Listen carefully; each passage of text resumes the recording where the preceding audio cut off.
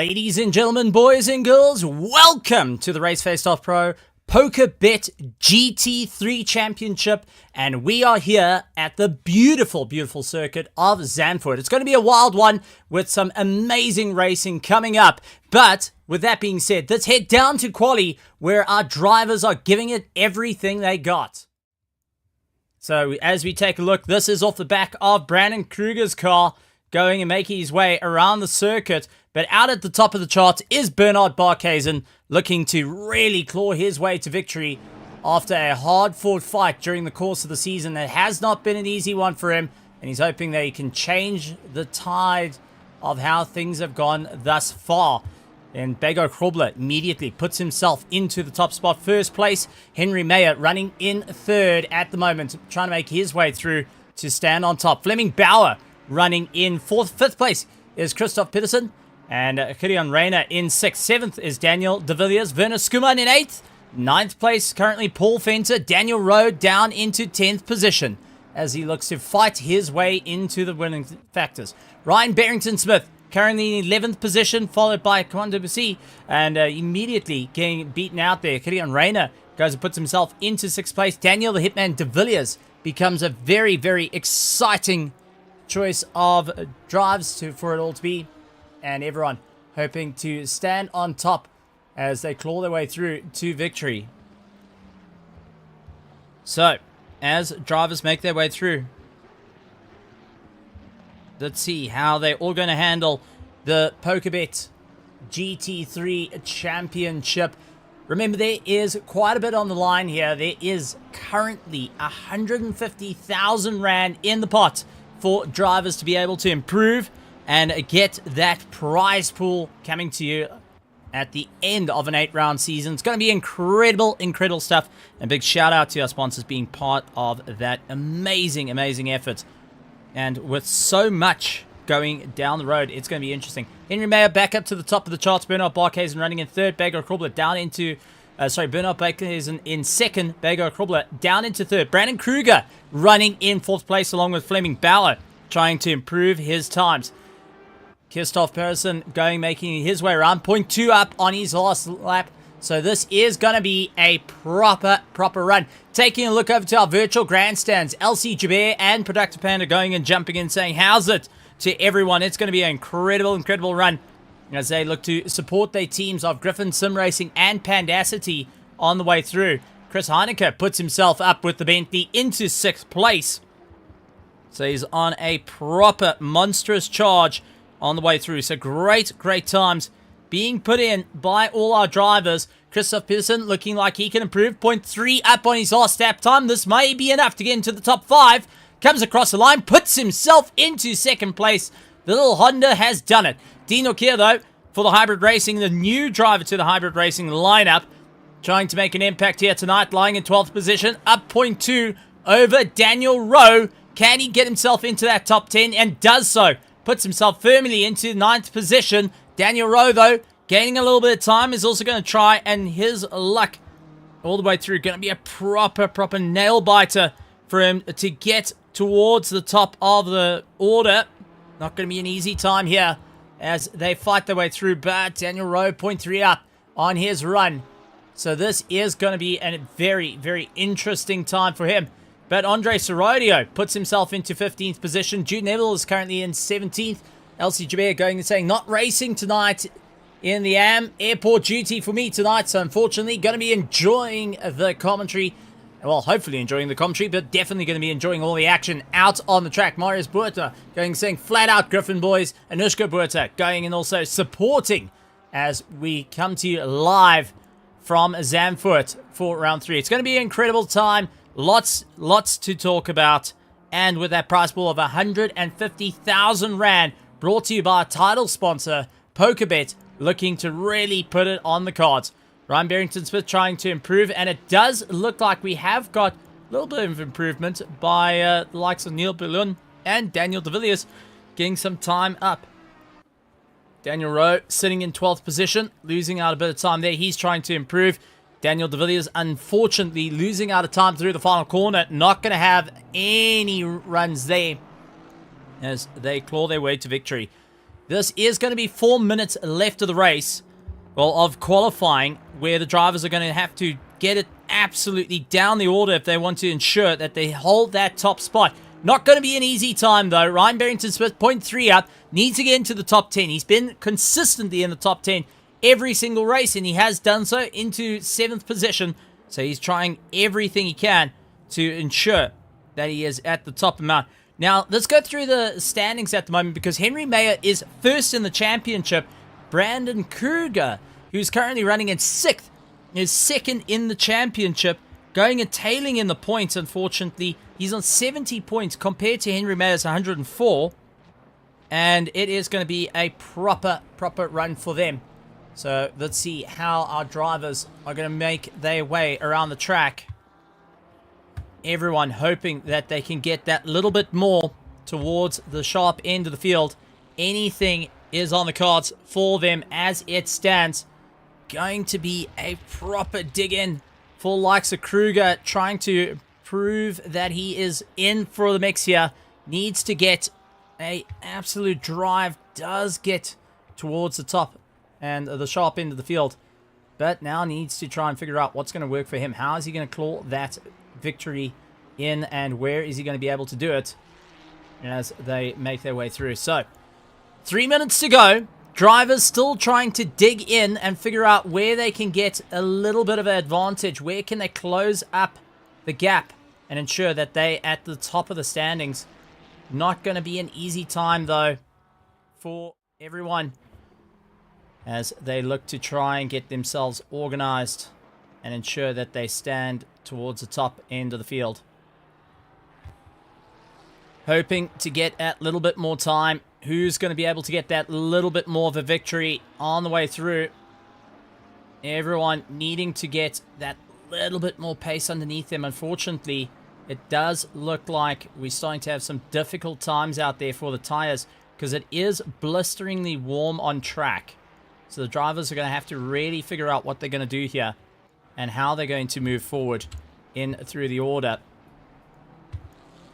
So, as we see, Brandon Kruger trying out his luck once more to dig deep, hoping that it is going to be the monumental run that he needs to claw his way back up through the order. He's 6th at the moment, losing out to his teammate and also losing out to championship rivals. Never an easy matter to handle, and the drivers are going to have to really figure it out. Brandon Kruger tried improving 0.3, but just lost out through the final corner. Seems to be his Achilles heel at the moment for the drivers as they make their way through. So, that being said, we're getting closer and closer to the end of the run. And it's all in it for Henry Mayer, Bernard Barkhuis, and Christoph Peterson in the little Honda. Werner Skuman puts himself into 4th place in the Ford Mustang. Bego Krobler in 5th. 6th place, Brandon Kruger. Daniel Rowe in 7th. 8th place, Ryan Barrington-Smith. Mahath Musa in 9th. And 10th place, Fleming Bauer, trying to improve his last lap time and really digging deep. Mahath Musa, who is running in 9th at the moment, is 4th in the championship. Duplessis, who's running in 3rd in the championship, is currently in 12th. So we're currently having a bit of a change-up for a lot of these drivers, trying to figure out what's going to work for them as they make their way around the circuit. Not going to be an easy time, and who is going to be able to claw their way to victory? Well, we're only going to find out in the next 1 minute and 6 seconds. But Henry Mayer going and ensuring that he's on top of the cards, currently 0.1 up over all sectors. Losing out a little bit of time. Can he carry it through, though, towards the finish line? And does it. 134.297 as he comes across the line. Fantastic stuff from him. Christoph Peterson looking to try and beat that out. Will be looking to get into the 134.2s, but he's currently 134.4. I think he's just lost out that little bit of time. Not working out. No positive delta there. Gideon Rayner, 0.2 up, 0.3 up, so he's definitely found the pace underneath him. Lying in 10th place, he needs to move up into that top 5 if he wants to fight in for that championship. Fleming Bauer losing out a little bit of time. Dean Nokia trying to prove that he can get in the mix of that top 10 once more. And Mahath Musa is lying in 10th, is currently nail-biting at this point, trying to figure out, is he going to lose out that little bit of time as they make their way through. Peterson now running out wide. Oh, it could be very, very close. Touch and go, whether he's gone off track limits. carrying the momentum. 0.1 up. Can he beat his last lap time? Can he get into first? He tries and only gets a 1:34.3 as he comes across the line. That is all she wrote for him. Brandon Kruger trying to make up some time. Looks like not going to happen there. Mac van der Merwe is on a charge. He's currently 0.1 up. Connor Bergstrom is 0.1 up as well. So drivers hoping that they can keep the momentum going as our drivers make their way through. Going to be a proper one. So let's see how it's all going to work out for everyone on the charge through. Not going to be an easy time out here for everyone to get that little bit more of an advantage. Mac van der Merwe exiting the corner, carrying a serious amount of momentum, comes across the line, only to sit in 15th position. He tried his best. Paul Venter not improving, unfortunately. Connor Bergstrom lying in 33rd, unable to improve, just putting a wheel wrong. Unfortunately, goes and dips him out of it. So not ideal situations, and a lot of drivers going into taking the time saying, right, didn't quite get that win. Others still attempting to get their laps in to just try get something across the line to ensure that they can stay in this mix. And Daniel Rowe, lost to come across the line, just couldn't get it.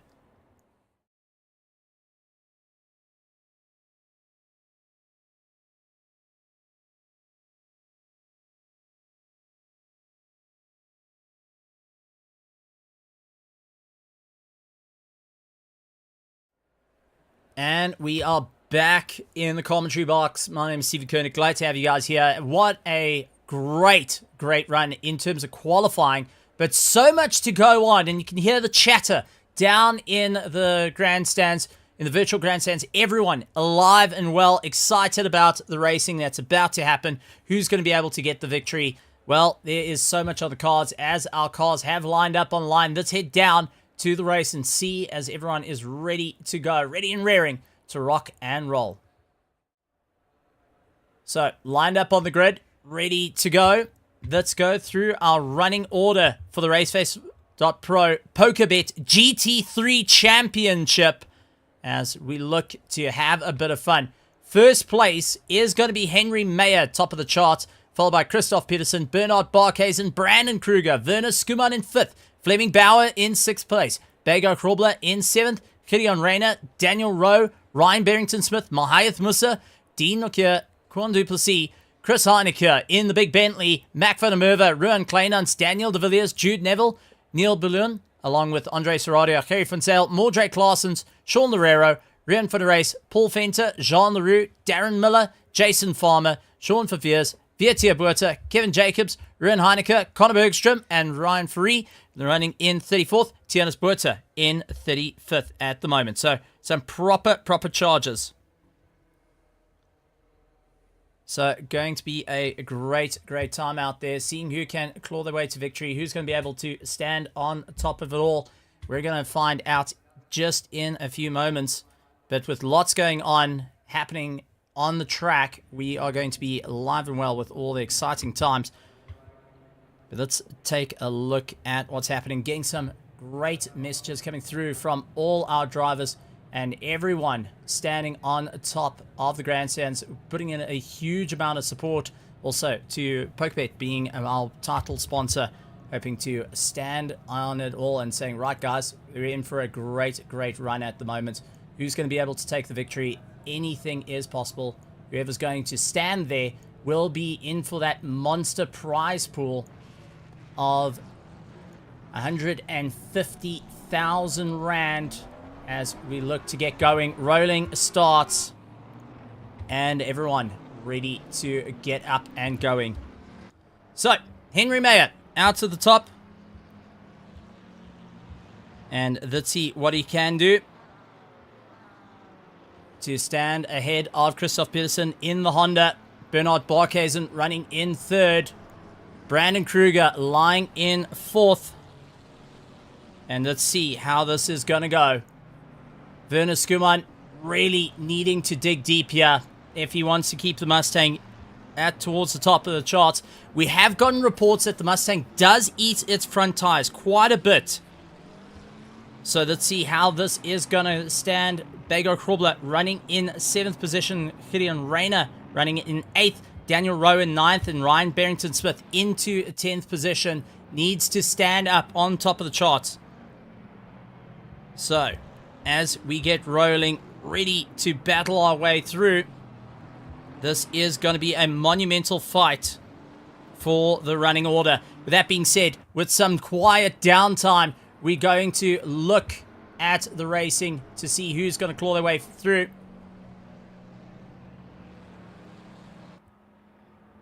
On the way towards the sharp end of the field, everyone getting ready to rev it up, getting ready to go as they make their way around. Let's take a look through though, because PokerBet's going to have an option for you, the spectators, the drivers, the families and teams, a chance to win big, because South Africa has sent a strong contingent of 149 athletes to represent South Africa in 21 different sports in the Olympics, and PokerBet will be rewarding you for every medal earned by our South Africans. So place bets on any Olympic markets from today, and you will start earning entries into the draw to win a share of at least 20,000 Rand at the end of the Olympic Games.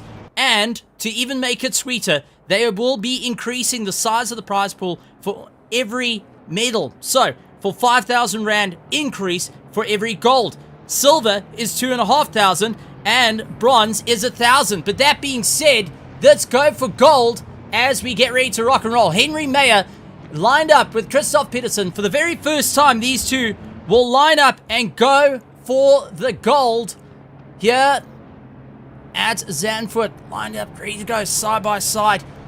Bernard Barkhuizen teamed up with Brandon Kruger. So these two are going to be starting next to one another. Are they going to be friends? Are they going to play together as they make their way around? Henry Meyer starting out. Jim will be on comms to call green. Waiting for the charge. Oh, this is always where it gets so tense. And away they go. Henry Meyer gets the charge. Christoph stuck on the outside. Now has to try and sweep across the nose of Bernard Barkhuizen. It's not going to make it easy. Keeps that nose firmly put in of the McLaren. Little bit of argy-bargy through turn 1, but all looking clear. Brandon Kruger tucking in behind his teammate. Werner Skuman trying to force the likes of Fleming Bauer. Beggar Krobler tries around the outside of Fleming Bauer. Couldn't get it quite tucked in. Losing out the drive. Killian Rayner's going to try and drag race him. But it's going to be the Aston Martin Brute Force V8 to get round and keep the position. But Fleming Bauer going very defensive, trying to hold his ground early on. Werner Skuman immediately applying the pressure to Brandon Kruger, saying, right, buddy, this time we are going racing. Driver's going to have to really dig deep here to see where they're going to go on the way through. So some proper runs in through the order. Who's going to be able to stand on the top, though, is going to be the main idea of it as they launch their way through the sharp end of the field. Werner Skuman managing to just keep his nose ahead of Fleming Bauer as the rest of the field starting to open up that distance. But Fleming Bauer, Beggar Krobler, Gideon Rayner still having a good go at one another. Then Daniel Rowe chasing down behind. Ryan Barrington-Smith in 10th, 11th, Mahath Musa, along with Kuhn Duplessis.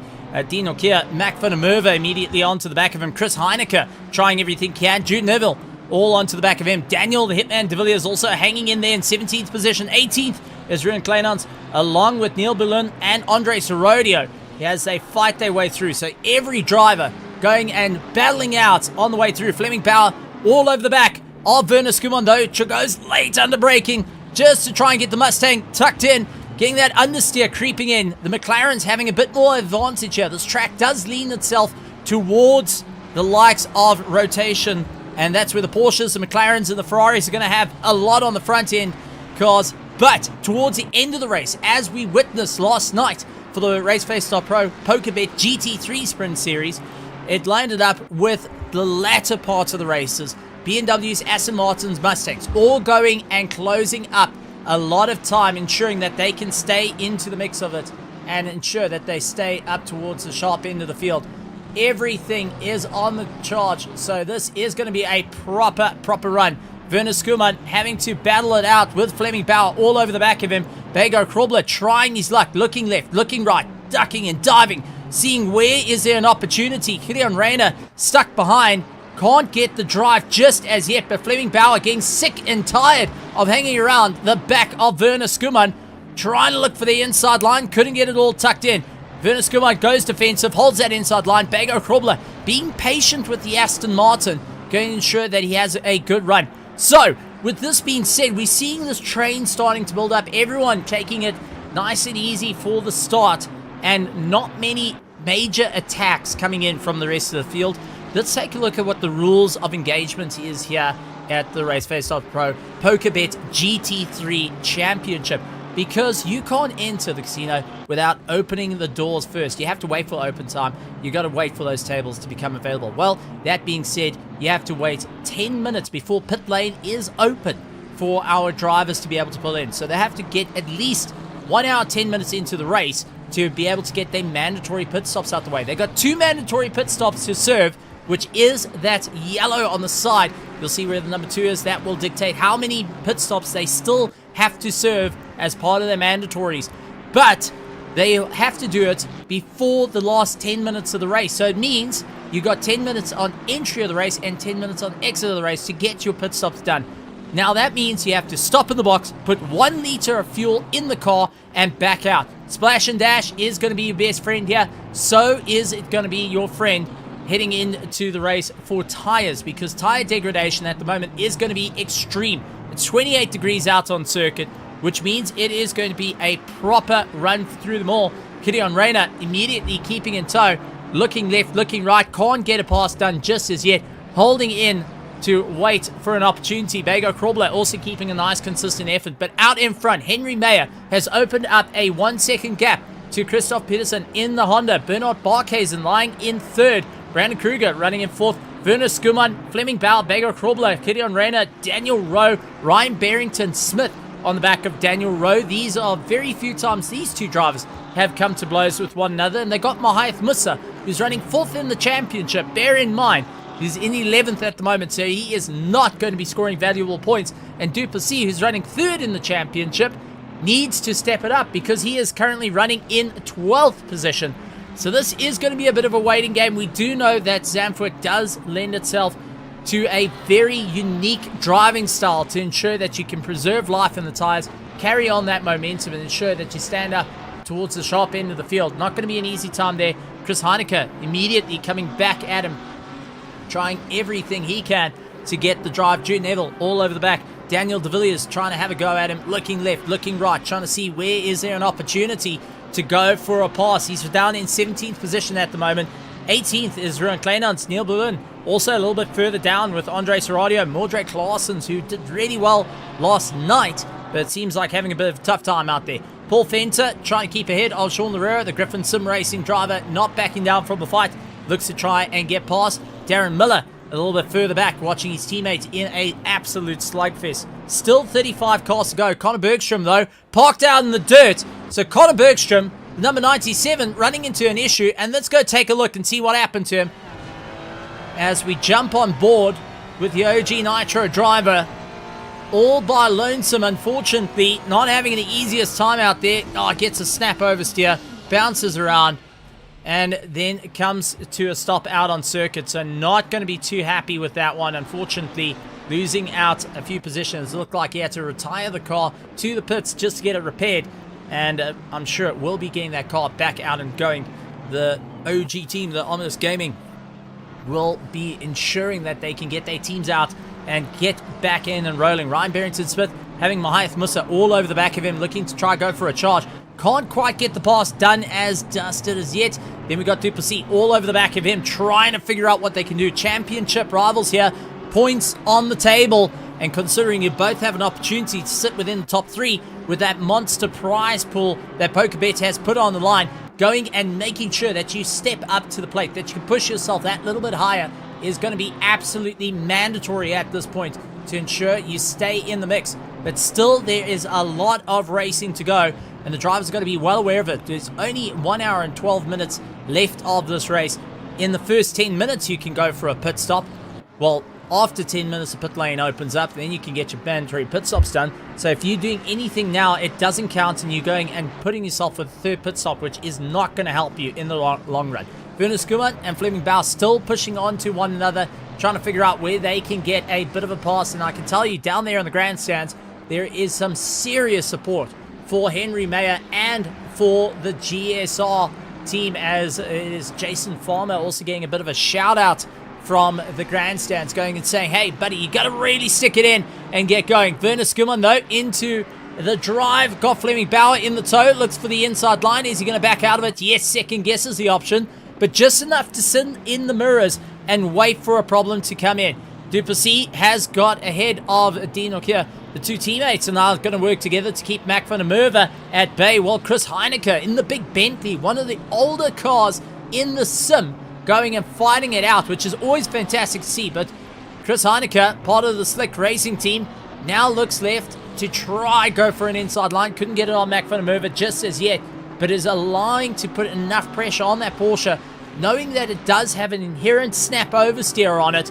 will be going and making sure that he stays within this fight. Jude Neville all over the back of them, with Daniel de Villiers getting pulled along at this point, staying in the mix. So good runs there. Brandon Kruger going and losing out a bit of a drive. Number 87 going and losing out to Werner Skuman in terms of drive. Werner Skuman lying in fourth, doing everything he can to hold back Brandon Kruger, and Fleming Bauer along with Bego Krobler starting to close down the distance on them. So 4th, 5th, 6th, 7th, 8th are all going to be on top of one another very, very soon as Brandon Kruger launches himself over the curb. That is going to allow Bauer to get onto the back of him.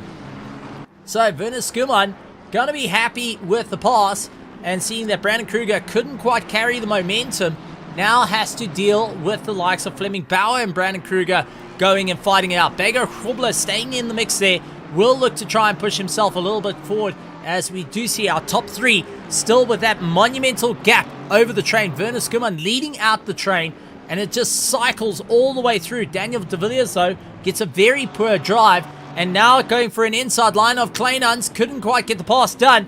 Neil all over the back of him, looks to try go for an undercut. Couldn't quite get it done, and we'll have to wait on the gas once again. Pit window is now open for our drivers to make their way into the pits. This is going to be exciting, because who's going to go for the early pit stops? Who's going to be the drivers to push himself a little bit more? But we do have yellow flags at the back. Rian for the race and Jason Farmer being caught out. This is Jason Farmer with Van der Race on the back of him. The big Merc busy clawing down, heading towards turn one. Going to be late on the anchors. Is it going to be a door-to-door battle? Van der Race holding the apex. A little bit of a love tap there from Jason Farmer that landed up costing him a bit of time. And now Vietia Buerta all over the back of him, trying to figure out where he can go. Looking left, looking right, can't get the pass done as yet. Jason Farmer gets squirrely. Vietia Buerta gets squirrely on the way through as well. So that has really mixed it up for him. But unfortunately, Vietia just could not carry the drive that was needed. Bullion dealing with Daniel de Villiers in front of him. Andre Sorodia now starting to join the party, along with Mordred Claessens. And this is a battle down for 17th, 18th, 19th, 20th, and 21st that are all in chase. But don't rule out Paul Fenter and Sean Herrera, because they also slowly but surely starting to eat into that gap and saying, hey, listen, we are here to make an impact. And a couple of drivers pulling in. There we go. Gideon Reyna, Mahiath Musa pulling into the pits. Duplessis into the pits, along with, wow, it's just everyone pulling into the pits. So, while the entire field is pretty much pulling into the pits, it is going to be a proper run. So, Fleming Bauer and Bego Krobler all over the back of one another, looking to try and get a pass. Daniel Rowe scored a few positions there, but he is firmly watching his mirrors for Ryan Barrington-Smith, who is now in the wings, looking left, looking right, trying to see where he can get the momentum. The Aston Martin, all reliable, trying to get past the new reliable, the BMW, as they launch their way around the track. Ryan trying to pull him in, drawing him a little bit closer, looks for the inside line, couldn't get the pass done as yet. Going to carry through the double right-hander to try and get the power down as early as he can, but just can't get ahead of the likes of, oh no, that is not an easy run for the likes of Ryan Barrington-Smith onto the back of Daniel Rowe. Just that rear wasn't biting with him. Unfortunately, losing out a lot of time there. We'll have to go and keep an eye on just those late dives, trying to figure out where can he go, what's going to be the options here. Where is it going to be the option to get past as he goes once again late on the anchors. Couldn't get the pass done on the way through. So it is going to be a proper run. Is there a Pro-Am League? Yes, it is on the same channel. Click on the RACEFACE.PRO channel and you'll see our Pro-Am being brought to you by Tristan Herbs of OG. As we see Bago Crawler gets a tank slapper, trying to go past Fleming Bauer. Gets it all the way through. And now Fleming Bauer tries to get past. Looking left, looking right. Can't get the pass done as yet. Really tried his luck there, but just not able to sink it in as deep as he would like. Fleming Bauer now has to put the chase on to Bago Crawler, who got the pass all hooked in and ensure that they get through.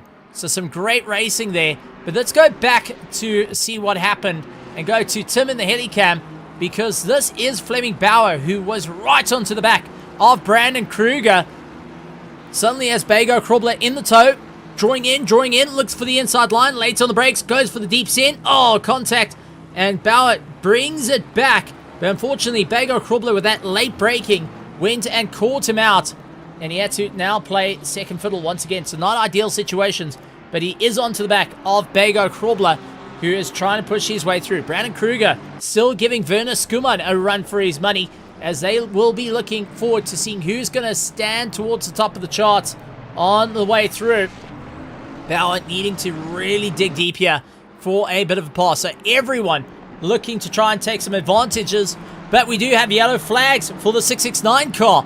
They unfortunately rolled the dice and got a whole bunch of snake eyes, and there's Kevin Jacobs, who unfortunately trying to swing the nose in. Oh, the big BMW goes out a little bit wide, getting a little bit on the dirt, but squirrely under braking, tries to go for a bit of a cut round. Unfortunately, nowhere to go. Slight contact with the 404 of Jean Leroux, and was able to keep it going, but really not having any life in those tires by the end of it. So this is going to be starting to chow away at their tires and have them guessing of what's going to be going out. The dealer ready to hand out the new set of cards out there, the new tires ready to go out on the new cars. But how much are you willing to go with these old set of tires? How far into the race? Are you going to go for that early stop and try and change your tires early on? Well, taking a look at some of the drivers though, it does give a bit of a story, as Daniel Rowe did a splash and dash. Gideon Reynard following suit as well with a splash and dash. Duplessis, splash and dash. Mahaith Musa, splash and dash. Mac van der Merwe, splash and dash. Daniel de Villiers, splash and dash. Ruan Kleinans, 10.9, did a little bit of work on the car and the splash and dash. Along with Jason Farmer, a little bit of work on the car. And Tianis Buerta going and doing a full tire change, 36.6 on his last pit stop. So he's gone for a very, very early time to go and get the tire swapped out. Not an easy time though, as they make their way through. This is going to be interesting to see how it all runs out though. Brandon Kruger tries to close up on Werner Skuman. Can't get it all hooked in. Bago Crawler just keeping a little bit of momentum ahead of Fleming Bauer on the way through. Not going to be an easy time between the two as they fight their way through. We're getting closer and closer towards 20 minutes done, and the track has heated up. It's gone to 29 degrees out there. That is blistering in terms of your tires, and if you're running your tire pressures far too low, you're going to start having them falling apart on you. That life in the tires is going to start dropping off, so you're going to have to really start working out. Tire temperature, well, track temperature is expected to get closer towards 31, 32 degrees by the end of the race, and that is what many of the drivers are having to play the games. They're starting to work out the numbers, trying to watch where things go. They'll be watching at their tire pressures. How hot are those tires getting? What's their tire degradation through the corners? Going and reporting back to the pit wall and saying, listen, what's happening here? What do I need to do? What's going to be the improvements that need to be done? They will also get asked, listen, hey, look, slow it down a little bit. Focus on the charge. Fleming Bauer gets pass done on Bago Crawler, and now Ryan Barrington-Smith gets involved in it. And it does look like Bago getting a little bit out of shape as well. So let's go back about 30 seconds and let's see how this pass came to be from Fleming Bauer, who closes up the gap, trying to make it all work. And you can see carrying a lot of momentum through. Bago Crawler onto the dirt, bouncing around, and was gifted that spot. There was no arguments there. Bago Crawler was more trying to figure out where on earth is he going to be. He's been bouncing around down under, and he's not even sitting here at Bathurst, so that's not going to help him out. But Fleming Bauer gets a pass done, gains a bit of time, and keeps ahead of Bago Crawler, who will be trying to come back at him, along with Ryan Barrington-Smith in tow. So this is going to be interesting, though. Late maneuvers needed to be done. Bego Krubler does take a look to keep that guessing game, but just couldn't get it done. Kevin Jacobs a little bit further back, dealing with Ryan for the race, and Vietia Buerta. So this has turned into a battle for 17th, 18th, 19th, and 20th as they look to make their way through. Interesting enough, though, the bar is being set by Daniel Rowe, Gideon Rayner, Duplessis, and Mahath Musa. Now, when I talk about the bar, when I talk about keeping an eye on the bar, you know, when you go to those casinos, you go in watching the numbers, or even you go up on PokerBet and you start seeing all the different ways that you can win big. But then you got to start thinking not only about your luck that comes into it, how much have you got, because you got quite a bit in the bag there, but you're going to also start realizing where to hold, where to fold, where to play. And you start watching your competitors. You start trying to see where everyone's going. And much like in the world of sim racing, they have set the bar of where the pit stops are going to be. So, first set of pit stops, you need to come out ahead of the likes of Daniel Rowe and Gideon Rayner. That's the game plan. Get out ahead of them means that you're ahead of the bar. Below them means you got a problem. The overcut didn't work. But what does that mean for later in the race when you start looking at the undercut for your splashes and dashes? Your tires getting put on.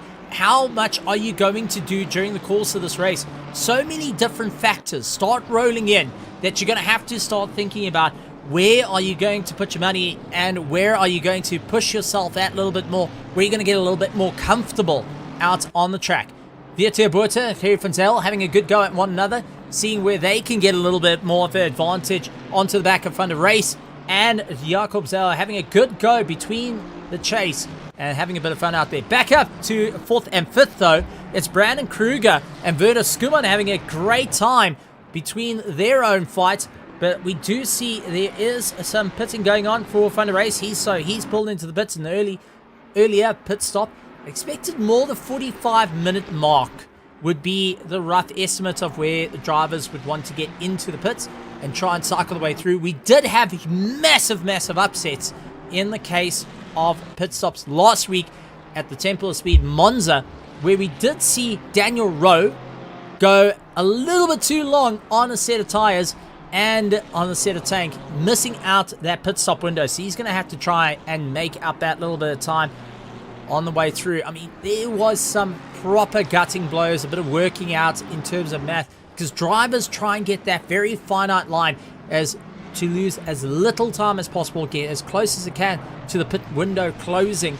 But you've got to ensure that you stay in the mix of it. At the moment, though, for our drivers, they got 1 minute and 35 seconds to go and fight their way through. So for anyone that wants to keep an eye on everything, we're going to have a bit of fun because we do have live timing available for our pro division, and that is currently out on the pit wall. So take a look in the grandstands and you will see the live timing link put out for everyone looking to keep an eye on their fellow driver and on their fellow racers right here for the RACEFACE.PRO PokerBet GT3 Championship. Darren Miller pulling into the pits, so he's going to be the next one to keep an eye out for, because where does he come out in front of likes of Daniel Rowe? I think Miller's too far gone for that one, so he was still going down the pits. So Daniel Rowe and the rest of the field will be gaining a bit of time there, not having too much of a problem. Gerry Funzel all over the back of Vietia Buerta. The Pandassi driver really digging in deep to try and get past Vietia Buerta, just not able to get his nose in. The rotation coming out of that Ferrari is just enough to go and fight between the likes of the two BMWs that are around him. But he is a bit squashed. This is not ideal circumstances, especially on a track that you're pushing too far. In the other way of going around, Bego Krubler onto the back of Fleming Bauer is actually helping push Bauer a bit closer to Brandon Kruger and Werner Skuman. So now this gap is starting to get bigger and smaller and smaller. The fight is getting bigger, but also championship points are on the line here that the drivers got to be very mindful of what's going to happen. So let's see how this is all going to develop as time goes on. But that being said, we still have some monster racing up at the top of the charts. And that being also said, we do have some more news coming in from PokerBet, because listen, we know sim racing is renowned for going and keeping us on our feet and those massive upsets that happen, but we also know the Olympics does exactly the same. I mean, let's go back in the shooting contest where we've got a chap that put his hand in his pocket and was pulling a trigger and looked incredibly cool while doing it, that set the world afire and suddenly landed up as a big meme. So, you know, many upsets can happen, but also you can go and lose out a bit. So PokerBet has got you covered, because since the Olympics has all these upsets that happen during the course of the Olympic Games, they will also give you some great news for anyone that is putting some bets down, and that is PokerBet will be offering the opportunity to get 10% of your stakes back per week for every 1,000 Rand wagered and lost on the Olympic markets. So even though you lost out a bit of time and lost out a bit of money in terms of the gamble, well, you can get it back. And that is what PokerBet is going and elevating the game, changing the usual status quo of what we know.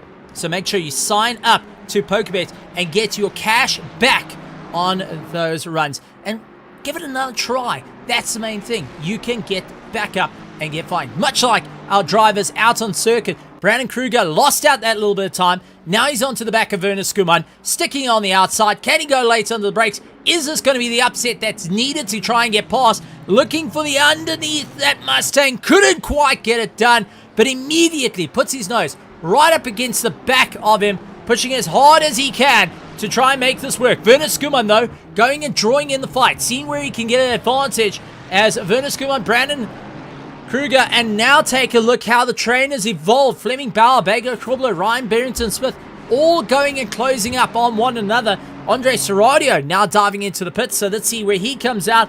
He is below Daniel Rowe. So Daniel Rowe is still that bar you want to keep an eye out for, because where this little train is concerned, whatever they do now will chuck them into the clutches of those that have done their pit stops. And if these drivers are going to change their tires, well, that's going to add a little bit more time to it as well, because anything can happen. 30 seconds is a long time to go and be spending in the pits, sitting on the pit limiter, waiting for the opportunity for the lollipop man ahead of you to say go, go, go, and send you out in racing. Brandon Kruger going and feeling the pressure from Fleming Bauer, who's saying go, go, go. Bago Krobler's on my backside here, and I'm not having a fun time. And just in the wings there, Ryan Barrington-Smith is also looking to go for a chance. So Werner Skuman really digging deep now, needs to get on the gas. He's not going to have the advantage. He immediately goes towards the inside line, trying to hold it through. Now has Brandon Kruger lining up on the outside. He does move to the middle of the circuit to just try and close off that gap, but how late did he go in the brakes? Slight dab of the brakes just to try and bring that nose to tuck in. Oh, he loses it, and that is contact with Brandon Kruger. Fleming Bauer gets caught out. He gets a snap oversteer. Bago Krobler misses out the action, but Ryan Barrington-Smith became the big winner there, jumping up in position. Now Werner Skuman with that tires getting a lot of life taken out of him. Brandon Kruger will lead this little train. So the pressure is now swapped from giving it all. He needs to take it all, as Brandon Kruger's got Fleming Bauer onto the back of him, looking left, looking right, and trying to catch up. Remember, Fleming Bauer's teammate Henry Mayer is in first place. Christoph Peterson in second place. Bernard Barkhazen in third. Brandon Kruger is now retaken into that fourth spot, where he started in this monumental. So we talk about those upsets that can happen at any moment. Well, we got to see one of them, and that was just a proper taste of what can happen. So Fleming Bauer now needs to step up the gas, see where he can go.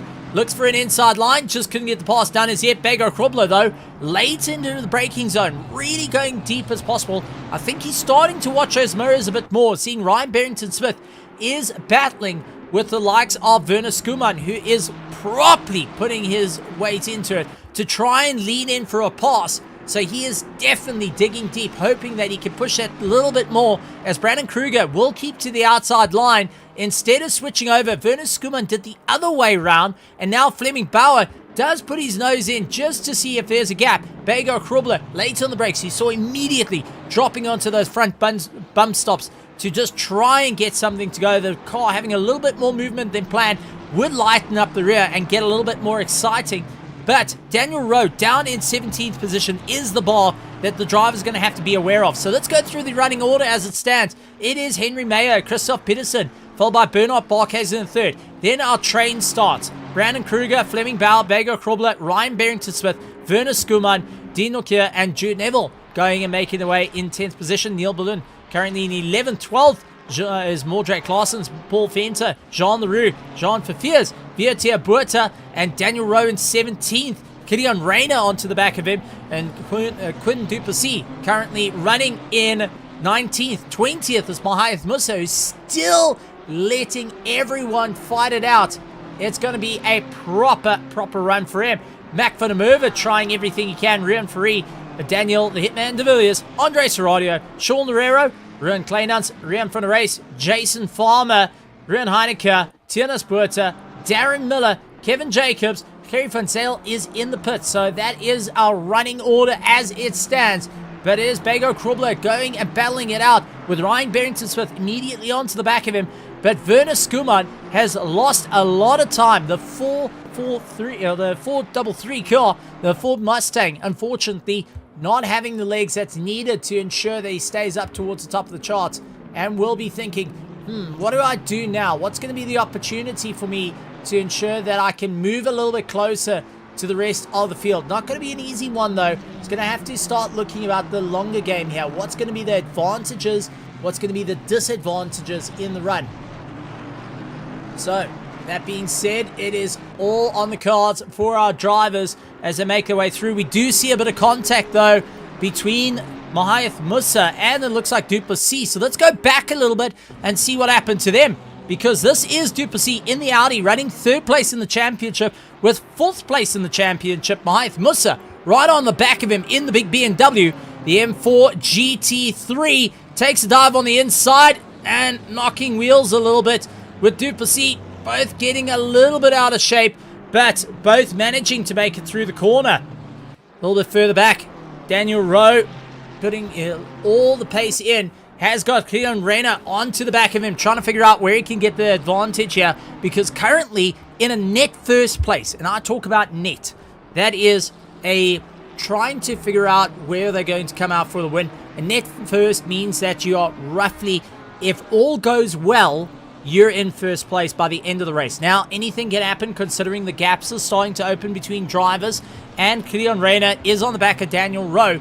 He's in a net second place, and feeding a lot of information to his teammates up ahead, saying this is where we are. Werner Skuman pulls into the pits, so he's opted, tires a shot. I am going into the pits, get that first pit stop out of the way, get my head back in and get racing. He will be immediately into the pits.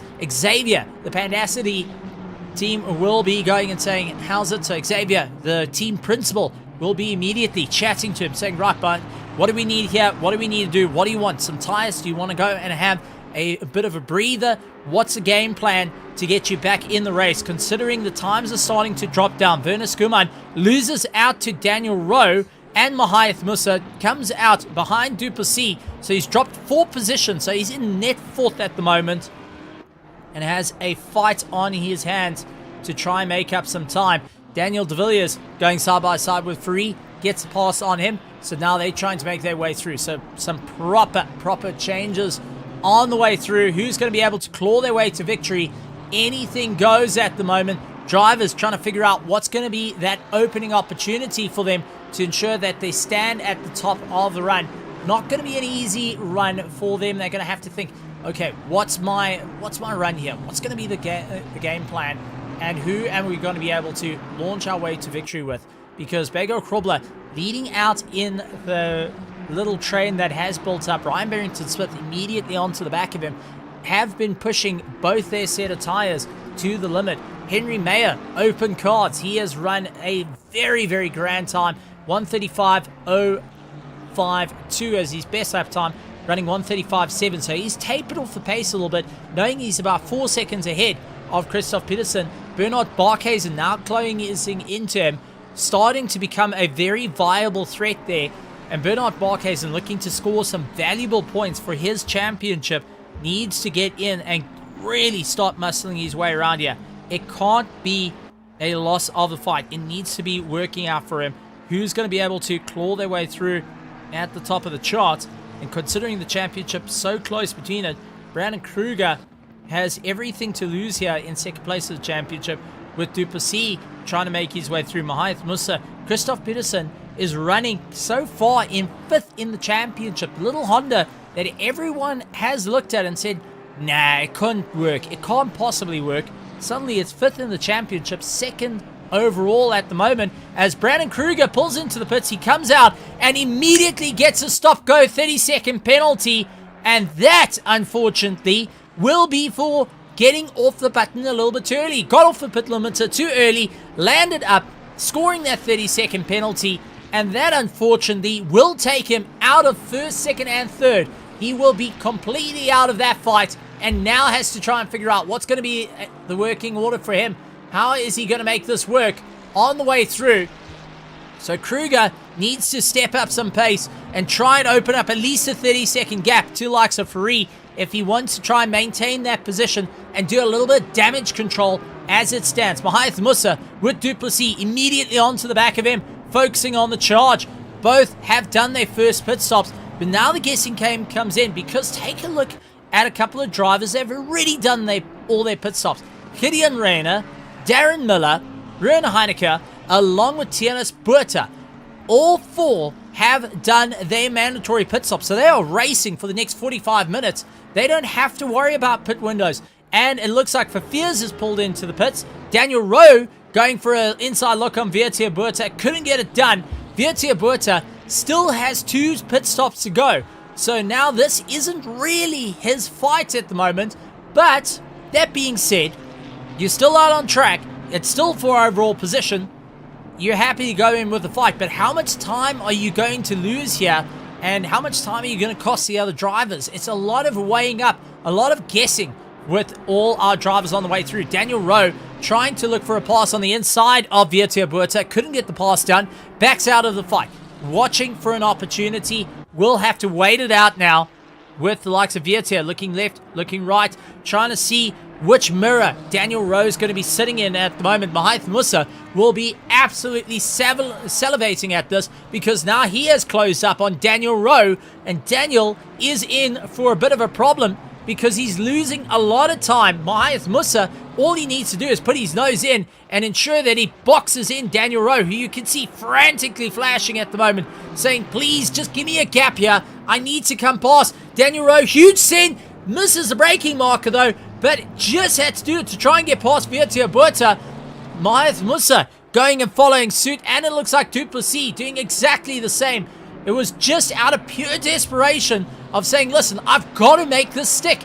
The competition behind me is right there, and they're going to push it as hard as they can. Duplessis dealing with Viertia Buerta now, who's on his tail. Viertia Buerta is not able to get into this fight at the end of the race, but nothing stops him from on-track position. But this is going to help the likes of Werner Skuman, who was right up into 4th place. Let you remind that. Unfortunately, a little bit of contact dropped him further down, went into the pits. That dropped him further down, so he is on a monumental climb at the way through.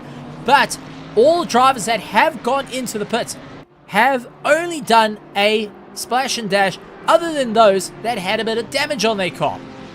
That being said, it is still a lot of time on the cards here, as we see Loureiro and Kleinans having a good go at one another. Sean Loureiro in 21st for the Griffin Sim Racing, dealing with Kleinans running in 22nd position, looking left, looking right, trying to see, is there an opportunity to get past here? Is it going to be just laying on a little bit of pressure, ensuring we can make our way through? Gideon Rayner, Darren Miller, Ruben Heineke, and Tianis Buerta, only ones to have completed all their pit stops as yet. Van der Raced has actually completed all these pit stops, and I think Free would have completed all his pit stops soon enough. Is it going to be the case with Free? We'll have to find out when he gets out of the pits.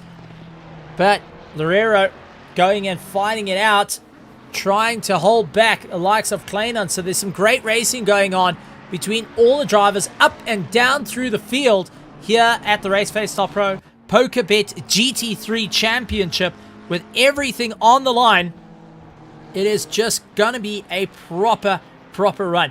But That being said, we've also got some more news coming in. It is just hot off the press, folks, coming from PokerBet, saying sign up with PokerBet with the link in the description, and you don't want to miss out on their epic upcoming promotions where you can win a share of a whopping 300,000 Rand. More details to follow soon, but keep an eye out on all their social media. Keep an eye out on PokerBet because it is an absolute monster of a prize that's coming into it, and you don't want to miss out on that opportunity. I can tell you, it's going to be exciting, especially when you're starting to look at what PokerBet is throwing down, what they are challenging, not only our sim racers, but everyone out there in the grandstands to improve, get better, and also have a chance to walk away with the gold here for the Olympics and going forward. Daniel Rowe, though, trying to get away from Mahath Musa. If you want to talk about going for the gold in terms of defense, Daniel Rowe has got that at the moment. Took a major move to get past revved, who has now lost out some serious time to the rest of the field. But Mahath Musa has gained a lot of valuable time and will continue to keep that pressure onto the back of Daniel Rowe. Looking left, looking right, seeing where he can go. Time is closing out, though. 31 minutes left of this race. In terms of actual time to get into the pit stop, 40 minutes and 55 seconds is all it is for our closing stage of the race. The end of the race will only be in 40 minutes. So now this is where we started seeing guys pulling in. I made the prediction of 45 minutes. That is going to be the goal for it. And at the moment, I've lost out a lot of it. So I think I'm going to have to go for that 10% back that PokerBet's doing for their bets. And, well, I think that is what it's going to have to be, because currently our top 12 yet to pull into the pits and get their first pit stop done and dusted. And that is becoming a bit more of a challenge, because the drivers, how far are they willing to go? What are those tires going to look like? What is the charge going to be by the end of this race as they fight their way through? Bago Krobler with Ryan Barrington-Smith, but Henry Meyer is into the pits. So Henry Meyer's into the pits. Christoph Peterson will take first. Bernard Barkhuizen in second, 1.8 seconds behind. So Henry Meyer's pulled the trigger early on to see where it's going to go. Getting a bit of reports there. Fleming Bauer pulling into the pits. Henry Meyer in the pits. So Bago Krobler, Ryan Barrington-Smith will continue their fight out on track. Going to be an interesting time here, because all eyes going to be on where Daniel Rowe is. He's way too back. So it means Bauer and Meyer will be running a net 1-2 at this point. Taking a bit of a gamble there. But let's see if Bago Krobler, Ryan Barrington-Smith, Bernard Barkhuizen, Christoph Peterson, Dean Nokia, Jude Neville, Neil Berlin, and along with Paul Fenter will be able to make an advantage pass here. Will they be able to claw their way through? Jean Leroux, another factor that is into that top 10, will be pushing as hard as he can. So this is going to be close, but I do want to point out, I spoke too soon. Yep, Stephen has spoken too soon, because Daniel Rowe has gotten past Henry Meyer. So is Mahath Musa. Duplessis. Henry Meyer is running fourth of those that have done the pit stops. Viertia is giving that little split between the rest, but Mac van der Merwe, Andre Serradio, Sean Lerero, and then Fleming Bauer have come out. So this is going to be interesting. The undercut for the first half of the race has worked. What's the game plan heading into the second half? But let's take a look at what happened. Henry Meyer has pulled into the box, and hold your hats, folks.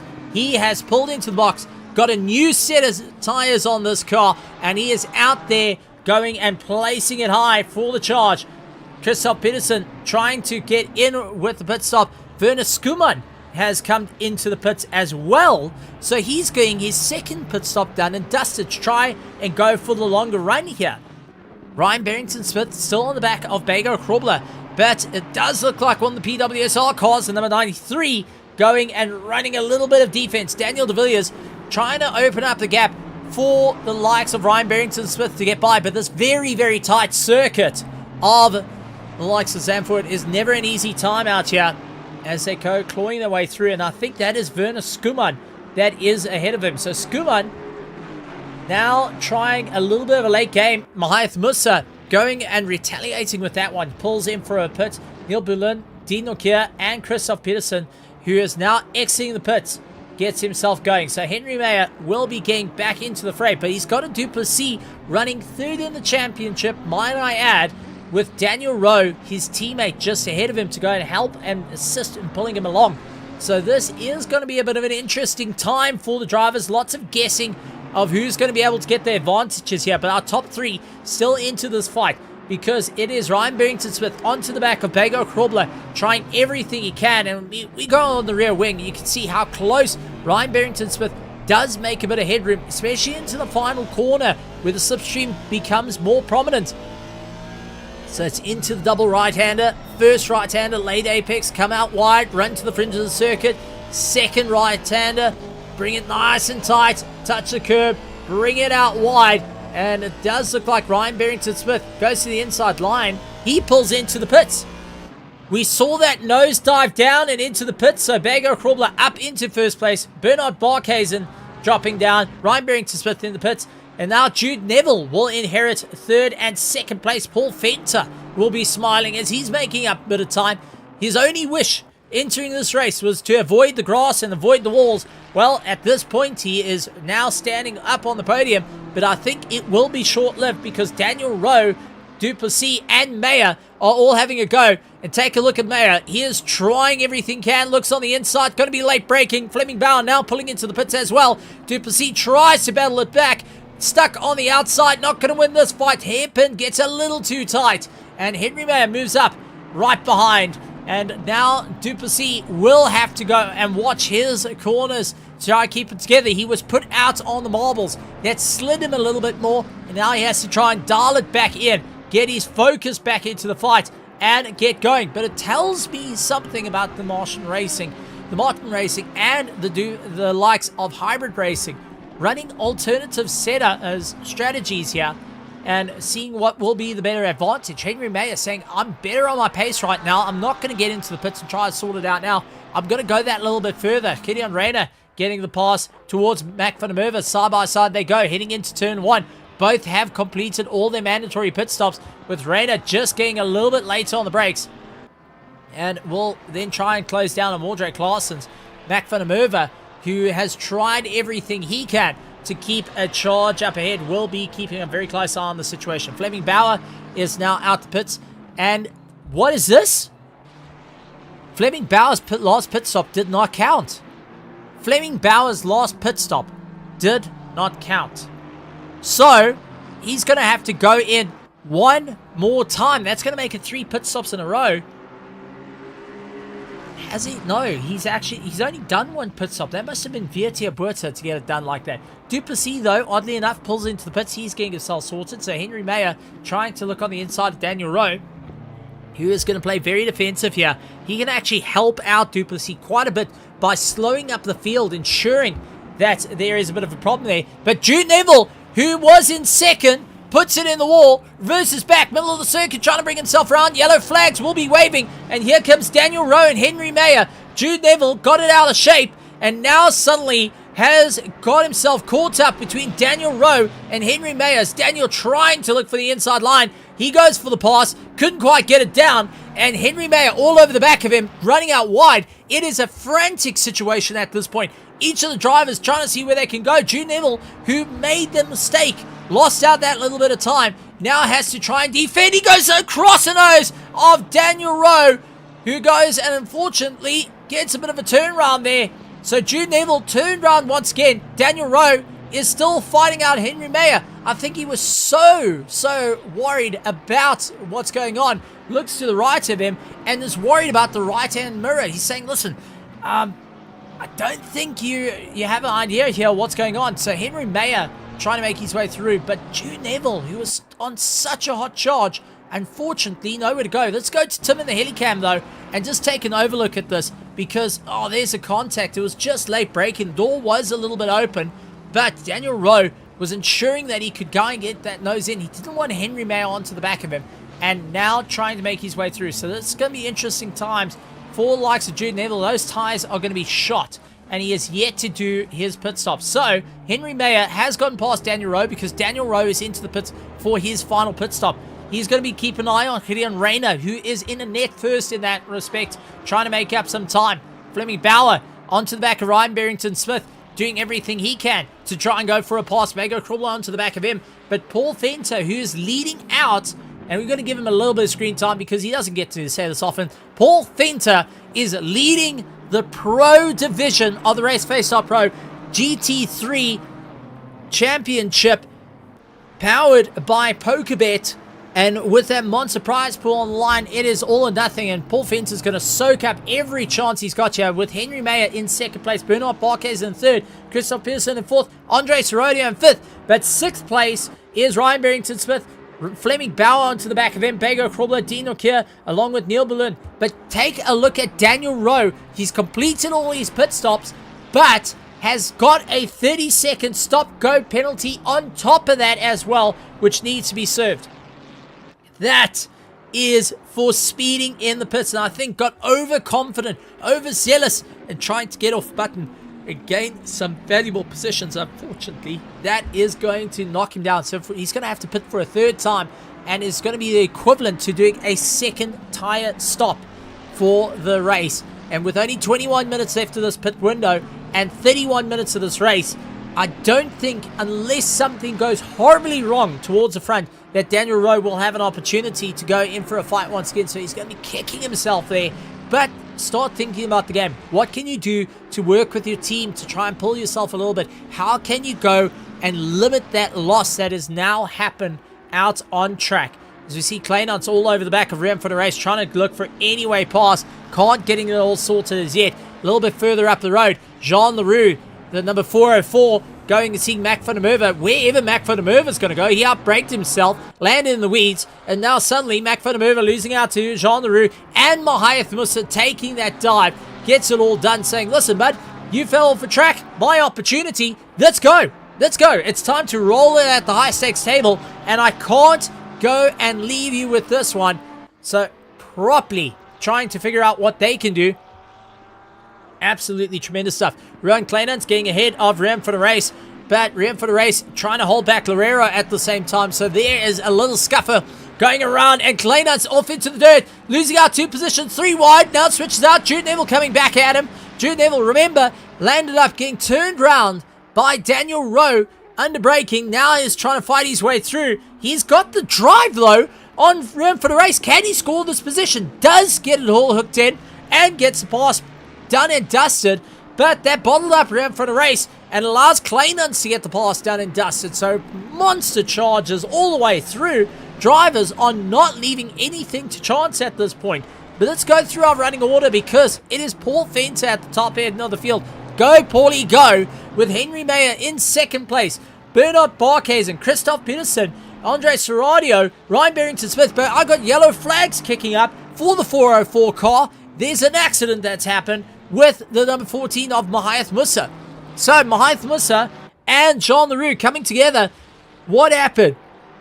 On the way through, under braking, all looking good there. Carrying the momentum on the way, tries to sweep across the nose. Oh, there's the lightest of contacts, just enough on the rear right-hand side of the fender of the Ferrari. Gets it turned around, and unfortunately, that is going to hammer those tires, but at the same time, is going to leave him so vulnerable, because now Werner Skuman is onto the back of him, looking for a pass.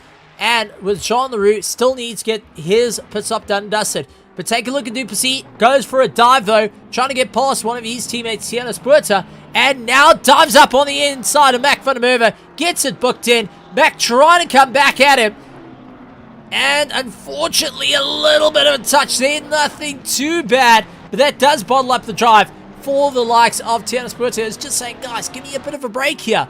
I am a back marker, yes, but you don't have to go and take some really risky moves in front of me. I really don't want to have this moment as they fight the way through. Bernard Skumad onto the back of Jean Leroux, trying to figure out where can he go. Dives up on the inside, tries to go for a late break, couldn't get it sent in. Jean Leroux stuck on the outside, now needs to see where it all going to work out for him. Into the toe, trying to pull himself along. Jumping over the curb, looks inside, couldn't get it done and dusted. Jean Leroux running a bit of a defense here. Werner Skuman just not having the confidence under braking to get it sorted out. Fleming Bauer into the pit, so he's getting his final pit stop done and dusted. Where is that going to come out? Because we're not worrying about Daniel Rowe at this moment. we are worrying about the likes of Gideon Reyna. Daniel Rose got stopped to go, 30-second penalty. That's going to take him way out of it. So Gideon Reyna's the target here. He's set the bar, and he's got Mahath Musa trying to follow him along. So now for our top 10, they need to start thinking about the longer games here. What's going to be the advantage? Paul Fenter just trying to hang it all together as he knows Henry Mayer is closing up at a rate or not. Bernard Barkhuizen trying to keep an eye on the mirror as Christoph Peterson all over the back of him. And I was having actually a chat to Paul Fenter about Christoph and where he came from. He said, well, Christoph has multiple names. You know, we're trying to figure out because there's multiple Christians, there's multiple Christophs that are around. So he is Christoph with a K. And that is how they identify him. I really was laughing, and I thought that was a joke until I was actually sitting in one of their meetings. Oh, Werner Skuman, though, getting a bit of sideways action on that little discussion. But I sat down in one of the meetings just to listen in with the drivers, and that's what I got told. And that's what I saw, which is quite hilarious, actually, because we get these little nicknames starting to develop, like Daniel the Hitman de Villiers, how he goes and always battles on the knife edge to ensure that he gets his way through. The world's fastest ACC commentator in South Africa, Alan Patterson, he's usually out on track. This time going and supporting his PWSR teammates. So the leader of PWSR going and enjoying his time. And, well, I think that's going to be challenged because Tristan Herbst is now a commentator in ACC as well. So maybe we might have to see if Alan can reclaim that crown. It's going to be a hard one, I think. As our drivers make their way through, Jean Leroux onto the back of Mac van der Merwe, Werner Skuman closing up that little bit of time. So this has turned into a nice little train battle between 15th, 16th, 17th position, each trying their own luck at seeing where this is going to go. How far are they willing to go into this race? How deep are they willing to really send it? Jean Leroux battling it out with Werner Skuman. Looks outside, looks inside, trying to bring it back into the toe now, pulling himself along. Is this going to be enough though? Trying, looks for the inside line. Werner Skuman looks for the baiting move. Jean Leroux definitely wasn't watching the mirrors at that point. He was watching right ahead of him to line up Mac van der Merwe, who gets put on the outside, loses out the position. Now Werner Skuman will have a go at him and tries to carry as much momentum through. You can see the big Mustang all over the back of Mac van der Merwe, who unfortunately lost out one position. Now is focusing on a car behind him that he really didn't expect to deal with at the moment. So, running order for net first place. Gideon Reyna, Fleming Bauer, Mahath Musa down into third, Duplessis into fourth. So this is going to be an interesting time as Gideon Reyna has got Bauer all over the back of him. Bauer's trying to make up that little bit of time. He can provide support for Henry Mayer, provide some good information through, but likes of Gideon Reyna, who is going to be feeding information back to his team and back to the pit wall saying, listen, this is what's happening. This is what we need to do. And the drivers are on the back of me. We need to start thinking about the long-term games here. As Henry Mayer fighting it out with Paul Fenter. And I don't think Paul's going to give away the position too easily. This is for the start, for pole position. Well, this is for the pole. This is for first place. It's going to be a monumental run. And Henry Mayer sends it up on the inside. Paul Fenter gives him a light little tap on the rear, trying to turn that nose in. And that was just Henry Mayer more comfortable on the brakes to get the pass done and dusted. The number 99, very, very comfortable to get that pass done and dusted. So let's jump on board, though, and watch how he lines Paul Fenter up for the right-hander. So in through the first, bleeding off the power, comes back in, stands on the gas, goes for a deep send, late on the brakes, down into first gear, going and really managing his braking here to try and bring it back and using that engine braking to slow him down. But we do have a yellow flag for the number 1 car, and that, unfortunately, is not a good run for Daniel Rowe, who's just been having a nightmare of a race at this point. Caught up behind back markers, caught up in the pits with a stop-go 30-second penalty, and now the sausage curb getting in twisted around and pointing in the wrong direction to try and bring it back, using the reverse gear just to try and give it a nice swing around to rejoin the battle, but keeping an eye on everything happening just ahead of him. So this is going to be a very, very interesting time for them, and who's going to be able to ensure that they run for it. Gideon Reyna, though, dealing with Fleming Bauer all over the back of him, trying to see where he can get by. Our top 10 yet to do their final pit stops. Jean Leroux, Jude Neville also needing to get their pit stops. The rest of the field have completed their pit stops. They've done dusted. They moved on. They are now racing till the end. 12 minutes and 35 seconds to go. Remember, you have to put in that window to count for your mandatory stops. Last week, we saw 2 drivers fall out of that. The likes of the Project Vapor driver, Andres Serradio, and Daniel Rowe losing out that opportunity, going a little bit too far into the race and running into a bit of a problem. Paul Fenter still needing to get 2 pit stops done and dusted. He has yet to get in the box. So Paul Fenter is going to have to be very, very careful here on how late is he going to run this through. I mean, we're now getting into the final stages of the race. How far are you willing to go before losing out? I mean, Gideon Raider, Fleming Bauer, Mahias Musa, Duplessis, Werner Skuman, Mac van der Merwe, De Villiers, Lorero, all have completed their pit stops, and we will see Paul Fenter actually drop down that field, but he is holding back a couple of drivers like Bernard Barkhuizen. Well, never mind, I say that. Bernard Barkhuizen gets the pass done, and Paul Fenter saying, right, guys, have fun. I've gone and really duked it out and allowed my teammate, Christoph Peterson, hold the phone here. Paul Fenter knew that he was in trouble, that he had no chance against Bernard Barkhuizen and Henry Mayer, but he can make their life a little bit more difficult, and did so to allow Christoph Peterson to get a bit closer into the fray of things. Christoph, who is running so far 5th in the championship, is now 3rd on track, right behind Bernard Barkhuizen, who is trying to make up a bit of points. Bernard Barkhuizen is running 8th in the championship. So these two have an opportunity to put some good time on the table. Dino Kier getting the pass down on the, and battling out with Paul Fenter on the exit. So Paul Fenter gets the pass down and dusted over Dino Kier, gets the undercut on him, and now Neil Bullen coming at him. So Paul Fenter has done his pit stops. Now we'll be holding these two back.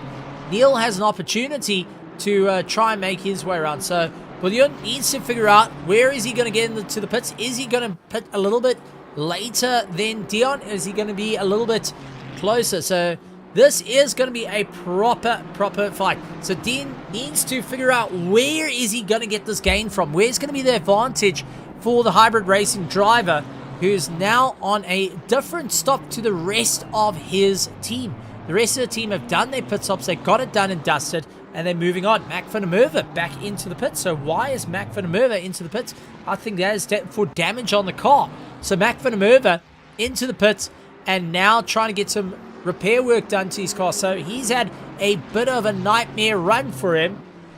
Unfortunately, number 22 going and losing out that little bit of time, will lose out some valuable positions on the way through. Dean will be sitting a bit frustrated at the moment, being caught between the two teammates, and not too far back from them will be Mordrake Claessens closing up some time. So Mordrake Claessens will be hoping to gain a little bit more of an advantage and try and go for it. Dean pulling into the pits, late braking maneuver to try and swing those in, does go and create a bit of a concertina effect, and Neil, who manages to get by, won't be worrying about him at the moment, but definitely had to climb on the anchors a little bit harder than planned. That being said, while we're into the last kicking stages of the race, we just got to remind everyone of what's happening at PokerBet, because South Africa has sent over 149 athletes to compete in 21 different sports for the Olympic Games, and you can win big with PokerBet, and PokerBet will be rewarding you for every medal that is earned at the Olympics. And considering getting close to the end of it, it is one to be properly smiling for. I know we scored a couple of gold, so that prize pool, that of 20,000 Rand, is definitely getting bigger and bigger, because it was 20,000 Rand before the Olympics started, but now it has gone up and up, because PokerBet has gone and increased that prize pool. For every gold medal, they will increase it for 5,000. For every silver medal, it's 2,500, and for every bronze, it is 1,000 on the way through. So something to be well aware of is how those are modifying, how that is creating more of an opportunity for you to win. So use the affiliate link down in the description and become part of the PokerBet family and stand a chance to win big with PokerBet and win big with RACEFACE.PRO, as we're watching some of the amazing action with Lorero chasing down Daniel De Villiers on the way through here. So this is part of the PWSR team. but Neil Bullion now into the pits. So, Bullion into the pits. Will be losing out of position to Bago Krobler. Mac van der Merwe also coming by as he's trying to reclaim some time. Mac van der Merwe going and saying, look, I'm not going to win this one. It's not going to be a draw. It's going to be a loss. But I'm going to still keep in it. My odds are forever in the favor of just keeping that momentum. See the checker flag at the end of it is always the main idea for all our drivers. Back up to the sharp end of the field though. Christoph Peterson onto the back of Bernard Barkhuizen, closed up 1.3 seconds onto the back of him as they make their way through. Everyone needing to figure out what's going to be the games here, what's going to be the plays, what's needing to be done to ensure that you stand at the top of the charts. Going to be a proper run for Peterson onto the back of Barkhuizen, both looking to score valuable points to try and get themselves closer to that 150,000 Rand prize pool that's been put on by PokerBet, saying, hey, listen, we're going to make history by making the biggest prize pool in South African sim racing history and the biggest prize pool RaceFace has ever seen in its creation. 150,000 Rand on the line in cash and in PokerBet credits all combined. I mean, this is just incredible stuff. If you think about how much is there, that by the end of the season, our drivers will be walking away with cold hard cash in their hand saying, listen, I've made it, I've played it, I scored big, I rolled the dice and won it all. And that's why our pro division, the best of the best, not only in South Africa, but we do have a few drivers from out of Africa giving everything that they got. So we have got the best of the best in the world having a great go at this, trying to give it everything they got. Teams that have really gone and pulled themselves from the brink have now gone and dusted themselves off to go for the honors for season 19 of the RACEFACE.PRO PokerBet GT3 Championship. 19 seasons in for a monster feat. Paul Venter got Werner Skuman on the back of him. Jean Leroux immediately over the back of him. Bullion and Nokia all over each other. So now this is a bit of a train because likes of Paul Venter has got a bit of a problem. Peterson's now into the pits. So third place into the pits to pull the undercut on Bernard Barkhuizen and Henry Meyer and the likes of Ryan Barrington-Smith.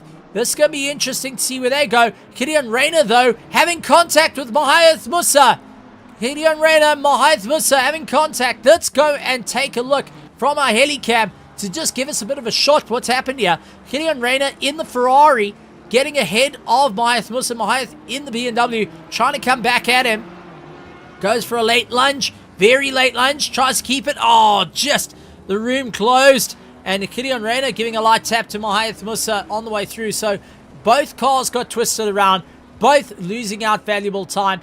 Not ideal circumstances for both drivers in this feat. But we keep an eye on this train. 11, 12, 13, 14, 15, all in a run that are going pushing themselves. Werner Skuman screaming with the Mustang onto the back of Paul Venter, the Pandassi driver versus Eleanor, drivers of chaos, going and making everything they can, switching to the inside line. Paul Venter using a lot of tactics he's got from racing in IRL against Werner Skuman, who has done a lot in the world of sim racing, now having a good go. Then we have got Jean Leroux fighting out Bullion right behind him, and then you got Tino here. That transition from console to PC has gone in his favor, and now the new upside for Hybrid Racing, trying to make his name in the team and say, look, I am why you want to invest in me, and this is what my charge is going to be.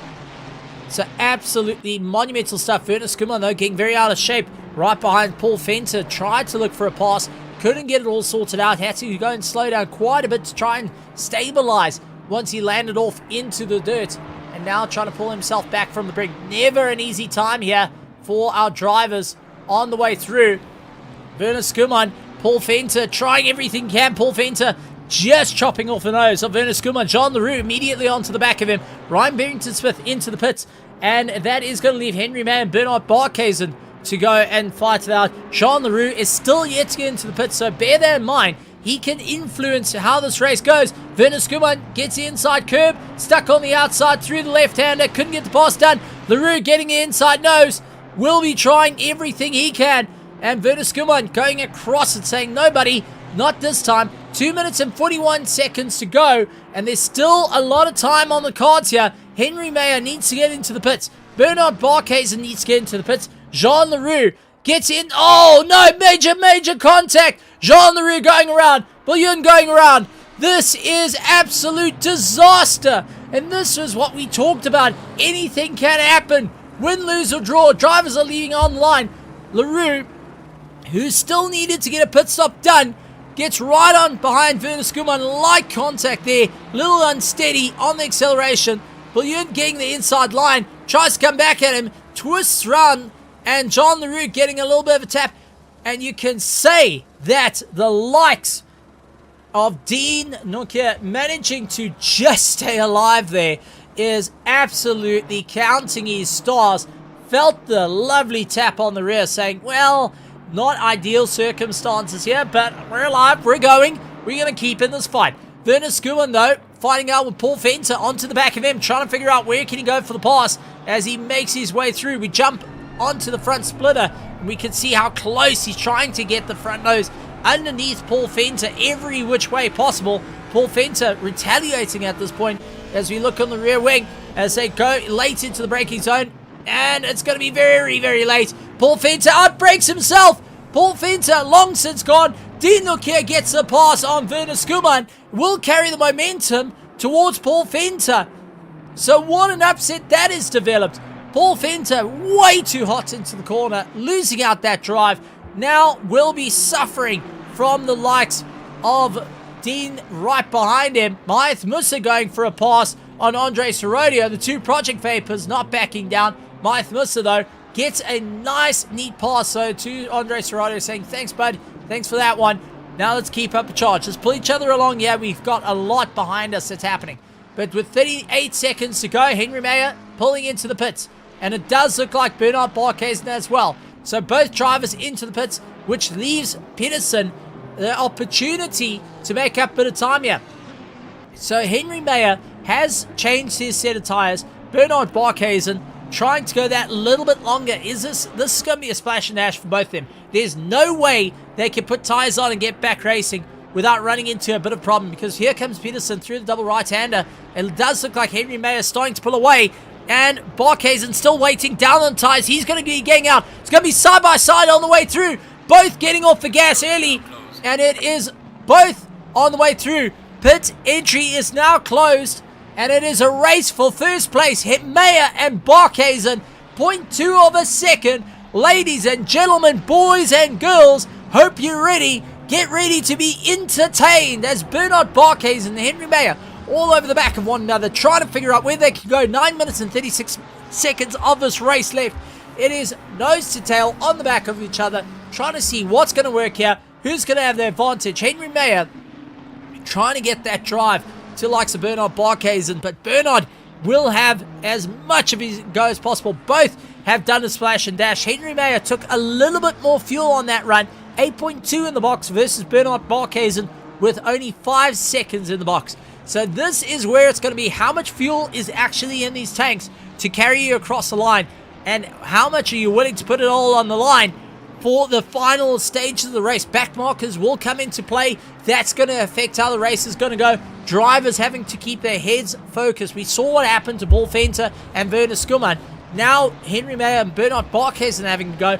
Barkhuizen going to be scoring valuable points, whether he comes second or if he comes first. That's going to help him out, considering he's lying 8th in the championship. But if he can put a ding in Henry Mayer's dominating run at the moment to go and help out fellow teammates, well, this is where it's all going to come on the cards. So he's going to have to really dig deep here, as seeing a bit of a pass going on just ahead. That might be Vernaskuman. No, it wasn't Vernaskuman that was going for the pass, so that might have been Vietia Buerta trying to get a pass done and dusted. And Brandon Kruger, Daniel Rowe running into one another. I mean, this is going to be close. I'm trying everything I can to think about what's going to be the gains here. And you can see the drivers just minding out of the way. First and second on top of one another. This is where you don't want to be part of the action.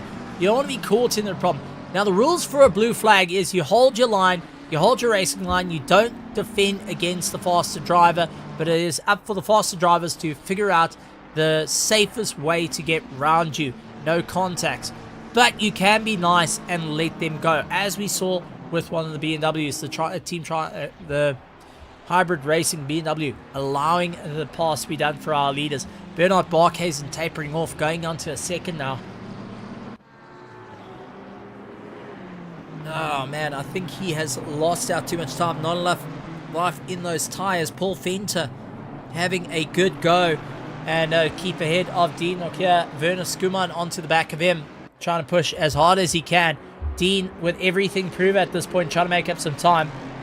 We do have Mac van der Merwe though, who unfortunately landed up going off track, and he managed to rejoin. So number 22 having a really, really rough run. Mac van der Merwe will be sitting, scratching his head, trying to figure out what needs to be done to improve. But Paul Venter at the moment is stressing. Dean having a good look on the inside, goes for the defense, and now Werner Skuman trying to go for the outside on Dean. Couldn't get the pass done as yet. Looks for the nose to try and get underneath Dean this time around. Couldn't get it done. Standing on the gas. So Dean Nokia going to have to push a little bit hard here to try and figure out what's going to work. And taking a look over to our virtual grandstand, Teron going and saying, let's go Barkhuizen, let's go, as he chases down for that first place. 0.8 of a second between them in the final 6 minutes. But it is opening up. 0.6, 0.8 the whole time. Henry Mayer just managed to keep his head in it for the winners. Werner Skuman, Dean Nokia, and Paul Venter. This is our closest on-track battle within the race. Paul Venter having to go defensive to try and hold back Dean, who's going to go around the outside. Werner Skuman, though, tries to put that nose of the Mustang in. Couldn't get it done. Back up through the order, though. Bago Krobler lying in 5th. Onto the back of Ryan Barrington Smith. The two Aston Martins having a go at one another as they try and push their way through to victory here. Going to be a proper chase. Bago Krobler right into the heat of the battle, figuring out where can he go. What's going to be the opportunity here. Back down to Paul Venter and Dean Nokia running 11th and 12th at the moment, with the likes of Dean so close onto the back of Paul Venter, getting sick and tired of the exhaust fumes from that Aston Martin. Werner Skuman constantly trying to put his nose in, not getting any way to launch past. We'll have to wait it out though. It's so close. 404. Sean LaRue into the dirt. Unfortunately, that's going to cost us a bit of time. But back up to first place. And this is what I'm getting interesting, because Henry Mayer has to get past one of the ominous gaming backmarkers, who's not going to make this easy. That plays into the hands of Barkhuizen. If you ever want to see a team start to talk to one another, especially in this situation, well, you're going to see a lot of radio chatter coming through. Henry Mayer will be stressing at this point because he knows he's in a bit of a disadvantage to try and keep Bernard Barkhuizen at bay.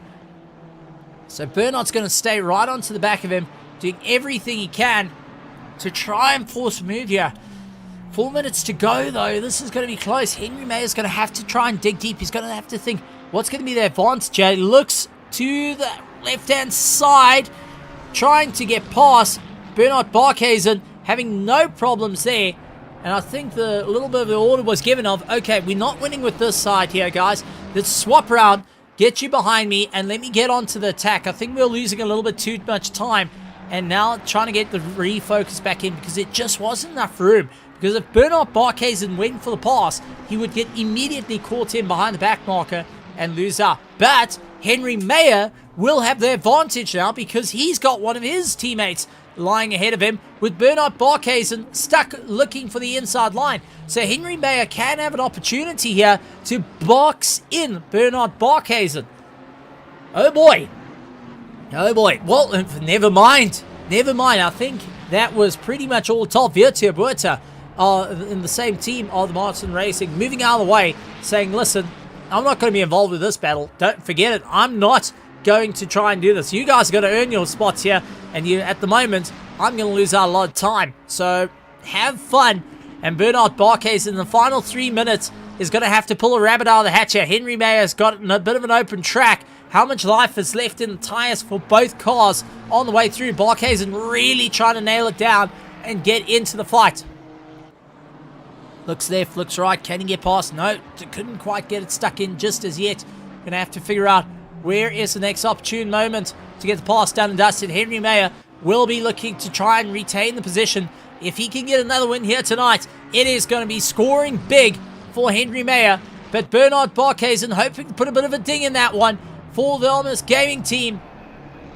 The Omnius Gaming team hoping that they will be able to launch their way through and battle their way down towards the final order. 2 minutes and 15 seconds to go, and there's only 0.4 of a second separating first place for this monumental charge. Into the slip trim he goes. Bernard Barques is close enough. He's going to have to pull, and late for the brakes into turn 1. Is it going to be enough? No, he second guesses that option. Oh man, running out of time here. He's got to have to pull the trigger. Henry Mayer, on the other hand, has got to get the riot shield out. He has got to make that McLaren wider than ever it has ever been in his life. It's going to have to go from the size of a McLaren GT3 720S. It's going to have to be the size of Ford Galaxy, a Ford Fairlane in terms of width. It's going to be huge to try and hold back the likes of Bernard Barques at this point. It's going to have to reach to all sides of the table because this is high stakes right now. They have rolled the dice. It is all on the drivers keeping that cool, keeping that focus, and managing their tires, managing their fuel, apexes and exits the whole way around. And who's going to keep a cool head under pressure? Well, they got their poker face on right now. Anything can happen. On the way through, Barques and trying to look for that inside line. Can't get it hooked in as yet. Will be trying everything he can. We'll jump on board. Fourth gear. There's going to be a bit of engine braking. Try and swing the nose in. Second. Oh, very, very late. A little bit too deep into the corner, though. Is carrying a lot of pace through that little chicane, though. So it tells me he's quite happy on mechanical grip. In through the double right-hander, the first of the right-handers. Runs out wide onto the dirt. Unsteady, though. That's going to open up the gap for Henry Mayer. 32 seconds to go. This will be the last lap. This is all or nothing for major points. And that is Jim on the comm saying all or nothing, folks. Time to absolutely pin it to the wall. You need to go for it. Last lap for Henry Mayer. Last lap for Barques. And Christoph Pedersen lying in third is in no man's land right now. He's going to be securing that. Ryan Barrington-Smith in fourth. And Bego Krobler in fifth. Fleming Bauer, Cooper C in 7th, 8th, Gideon Rayner, Myers Musa only a second behind him, Andres Rodio in 10th, Paul Fentz is still fighting out with Dean Nokia, but it is close right to the line. Henry Mayer jumping on the anchors, that rear starting to slip and slide underneath him. He is really digging in deep to try and get it done. Barques trying to get the nose to work with him, also getting unsteady on the bleed off. So he is trying everything he can and trail braking. Trying everything he can to get that nose tucked in to try get that 1 or 2 kilometers that's needed. Henry Mayer is not caving under pressure at the moment. He's opened up the gap. He's managed to open up the gap by 0.8 of a second. This is going to be close. It's going to be close. How are they going to be able to do it? Henry Mayer may have enough in the tank. Coming up towards the double right-hander, though. Henry Mayer will be looking to go for the win. Has he got enough? Not to go and put a wheel wrong. 1 corner to go. Keeps it tight in. Runs out wide. Henry Mayer taking the checkered flag here at Zandvoort with Bernard Barques in second place. Christoph Pedersen taking third. Ryan Barrington-Smith running in fourth place. Bego Krobler onto the back of him as they chase their way down. Fleming Bauer, Duplessis, Gideon Rayner, Myeth Musa, Andres Rodio, Paul Fenter still defense as ever with Dean Nokia, Werner Schumann on the back of him. Werner trying to capitalize on any points possible. And then you've got Sean Loureiro and De Villiers going side by side between one another. It is just fights everywhere which go. And outbreaking. Werner Schumann and Dean Nokia have outbreaked themselves. Both landing into the felt. Both landing into a bit of a problem. And we just watched that live live, and that's changed it all up. Sean Herrera with De Villiers all over the back of him, trying to go for a pass. Couldn't quite get it done, and will try and carry a bit more momentum through. Running with Ruan Kleinans right on the back of him. 0.5 of a second, but I think the PWSR car is going to have to be very comfortable with that. And we do see Werner Skuman slowing up. He's definitely not going to be too chuffed going and out braking like that, pushing a fraction too hard. Ruan Kleinans, Small J Claassens, Bullion running in 18th, 19th, Rian van der Race. For Fears in 20th, 21st, Jude Neville, Brandon Kruger, Vieta Buerta, Daniel Rowe, Darren Miller, Jason Farmer, Ruan Heineke coming in, Mac Finnemova, Ruan Ferree, Jean Leroux, Tianas Buerta, Kevin Jacobs going and rounding out our field. Oh boy, let's head back to the commentary booth after that one. I'm a bit out of breath.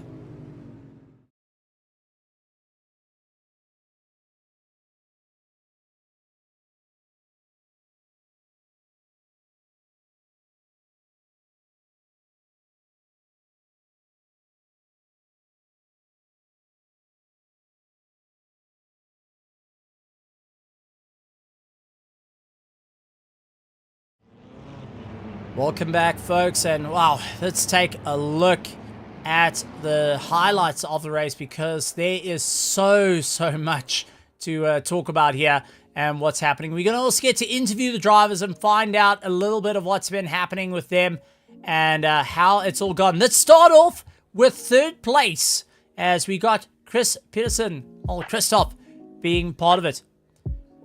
Christoph Pearson, welcome, third place, and what a run for you, charging up towards the sharp end of the field, really battling it out, and unfortunately towards the end a bit of no man's land, but scoring valuable points for the championship, considering you are up in for a fight as well for that. How are you feeling after the race?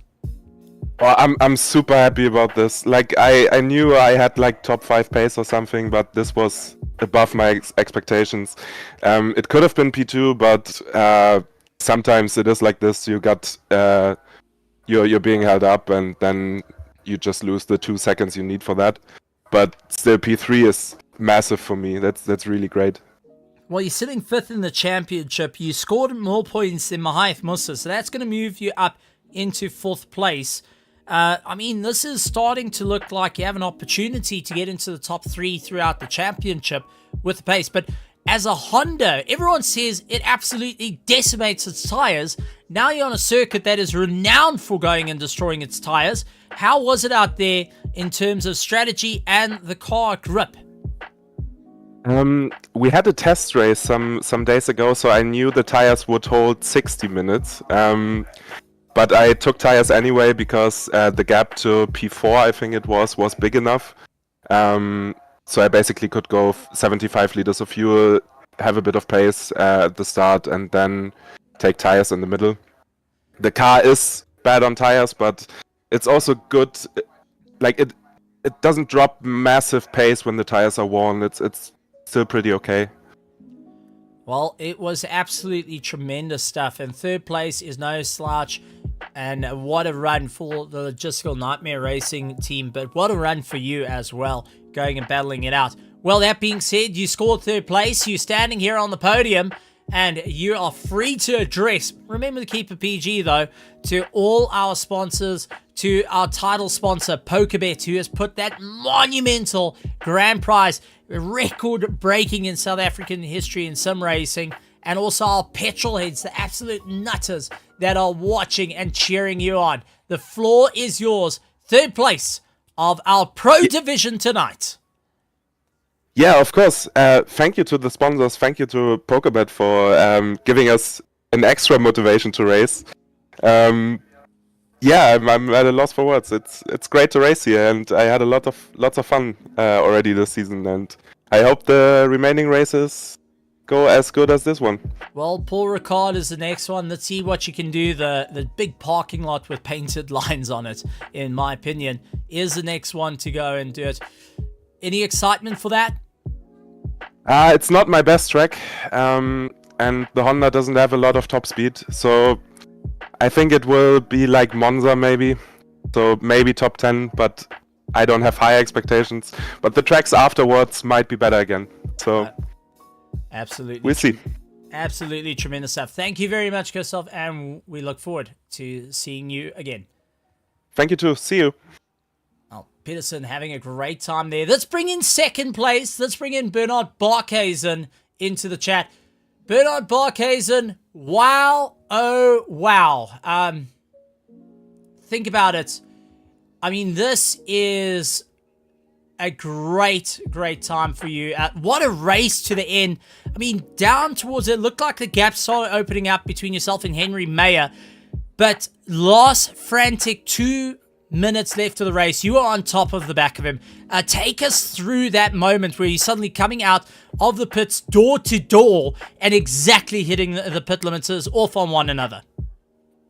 Yeah, I did not expect us to be that close at the pits. I was quite surprised there, because the gap was quite a bit bigger when we went in, but for some reason when we came out, there was no gap. So, yeah, very impressed there. Oh, absolutely. And take us through the start of the race. Everyone forever worries about how that develops, what's going to be the ideas. You had a very difficult start, getting a little bit further back than planned. Usually on the front row, able to get in, but this time you're starting with your teammate right next to you, and suddenly now things have changed. You're having to try and make up ground instead of just trying to go around the outside and getting a pass done. Yeah, unfortunate. My pressures wasn't perfect in the first stint on the first tires, and it's quite renowned on this track to lose a lot of pressure as well on all the sausage curbs. So yeah, this first stint wasn't the best, but the second stint I pretty much got the pressures pretty perfect. Over 26.9 all around by the end. So yeah, just a bit gutted that I couldn't get that overtake at the end, but yeah, that's life. It was a great one, and I mean, you got second in the pass. You got second, and it's valuable points in the championship. You were lying 8th. Now you've gone and gained that valuable points to move you up. It's not over until it's over here at PokerBet and at RACEFACE. And you're now standing at the high stakes table. You're within that top 10. You're within the chance to win the prize pool as well. I mean, what's going through your mind? What's the next stage? What's the next set of cards that you've got in your back pocket to ensure that first place will be the next one at Paul Ricard? Yeah, I think I'm mostly going to focus now on quali pace instead of race pace, because I think I've proven that, you know, I can come back at the end. But yeah, this race was, I think, already decided almost by quali. So yeah, it's just pretty much impossible to pass here. But yeah, for the next races, you know, just going to have to practice more. It's going to be the only way to catch Henry. Absolutely incredible stuff. Well, Bernard Barkhuizen, part of the KSR and Omnius Gaming. The floor is yours. Keep it PG. You're allowed to add a little bit of spice if you wish to challenge your drivers or warn them of the impending pass that's coming through.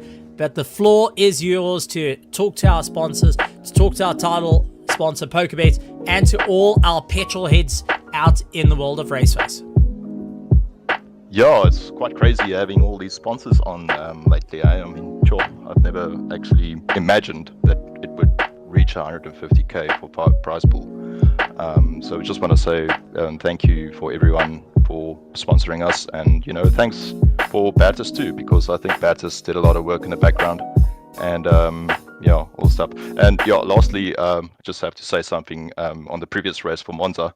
I just need to give a shout out to Mac van Merwe on doing that one tire strategy where I didn't pit for tires. Yeah, just feel a bit gutted that I didn't call him in the previous race, but just need to say thanks to him for making it happen to NP2 in the previous race. And yeah, stay tuned. The season's going to be crazy. Oh, absolutely incredible place. Well done, Bernard Barkhuizen, on a tremendous effort. We look forward to next week. Thanks, guys. Well, that being said, there can only be one winner, folks, and that is Henry Mayer. Henry Mayer, welcome to the commentary box. What a run for you. First place in all the rounds so far, but this time was a little bit too close for comfort. Stephen, it was Barkhuizen was there. He's coming at this point. He's coming. I'm giving it to the man. He's fast. I mean, properly, let's take us through this. You qualified in first place, so you had a good run there. But then in the race, it looked like you started opening the gap. It started going and working into your favor. Towards the later half of the race, though, the McLaren started losing a bit of ground. Was the tires starting to take a bit of a beating? Was fatigue starting to kick in? Take us through, because suddenly you were dropping those times a little bit more. There's a big part called the pit box, and you're not supposed to miss that.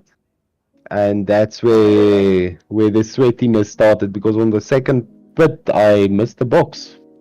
All right, and that is the reason you came out side by side with Bernard Barkhuizen. And take us through that frantic last 3-minute dash that you guys had, where it was just door to door. And I mean, you came out of the pits at the exact same time. Take us through what was running through your head there. Honestly, when I saw I missed it, I thought, okay, fine, he's got it, because I think the gap was like 3 seconds, and I know you lose a bit more than that. But yeah, him being so close door to door, right at the pit exit, like I thought, now it's game on at this point. Now we're putting on the show. Absolutely tremendous stuff. What a run though. Really exciting. Good to see that you had a bit of fun there. But you got the wins once again. You stood up on the top of the charts, and now you're looking forward to that big prize pool of PokerBet. Plus, since you won tonight, you also will be winning prizes from PokerBet as well, because every race win means you get some prizes. So you're going to be scoring big with that. How does it make you feel? That actually makes me feel good at this point, because it's like a double reward for a win. So, and I'm guessing it's gonna let everyone start pushing for that. Well, that's it. It is not done and dusted until it's all done. Henry Mayer, you're the winner for the Martin Racing. How are you feeling? Are you free to go and address all our petrol heads that have absolutely gone and cheered on in the grandstands, and also to our sponsors and our title sponsor, PokerBet? Well, just a massive thanks to RACEFACE, everyone behind the scenes, PokerBet, all the other sponsors RACEFACE has.